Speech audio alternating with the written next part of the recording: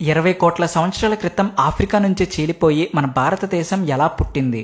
అది సుమారుగా 20 కోట్ల సంవత్సరాల క్రితం. మన భూమి మీద కేవలం 2 ఖండాలే ఉండేవి. ఒకటి లురేషియా, ఇంకొకటి గోండ్వానా. ఈ గోండ్వానా సూపర్ కాంటినెంట్లోనే India, Africa, South America, Australia, Madagascar మరియు అంటార్కిటికా కలిసుండేవి. 15 కోట్ల సంవత్సరాల క్రితం భూగర్భంలో జరిగిన టెక్టానిక్ ఫోర్సెస్కి ఈ గోండ్వానా ఖండం చీలిపోవడం మొదలైంది. ఈస్ట్ ఆఫ్రికా నుంచి మడాగాస్కర్ అండ్ ఇండియా ప్లేట్స్ సపరేట్ అయిపోయాయి. మన ఇండియా భాగం చీలిపోయి ఈశాన్యం వైపు ప్రయాణించడం మొదలుపెట్టింది. ప్రతి సంవత్సరానికి 15 నుంచి 20 సెంటీమీటర్ల స్పీడ్తో ప్రయాణించడం మొదలుపెట్టింది.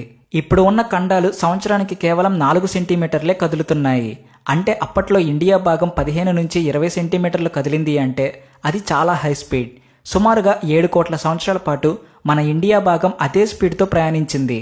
అలా ప్రయాణించి చివరికి సుమారుగా 5 కోట్ల సంవత్సరాల క్రితం యురేషియన్ ప్లేట్ని ఢీకొట్టింది.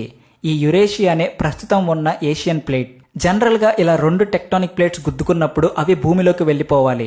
కానీ మన ఇండియా ప్లేట్ సన్నగా లైట్ వెయిట్గా ఉండడం వల్ల బ్యూయాంట్ ఫోర్స్కి 2 ప్లేట్స్ మధ్య ఉన్న ల్యాండ్ ఒత్తిడికి గురయ్యి దాన్ని పైకి లేపాయి. దీని కారణంగా పుట్టుకొచ్చినవే ప్రస్తుతం ఉన్న హిమాలయ కొండలు. ఇంట్రెస్టింగ్ విషయం ఏమిటంటే మన ఇండియా ప్లేట్ హిమాలయాలని ఇంకా పుష్ చేస్తూనే ఉంది. దీనివల్ల హిమాలయాలు ప్రతి సంవత్సరం 5 మిల్లీమీటర్ల హైట్ పెరుగుతున్నాయి. అండ్ ఈ ఫ్రిక్షన్ కారణంగానే నార్త్ ఇండియాలో, నేపాల్లో మరియు టిబెట్లో భారీ భూకంపాలు వస్తున్నాయి.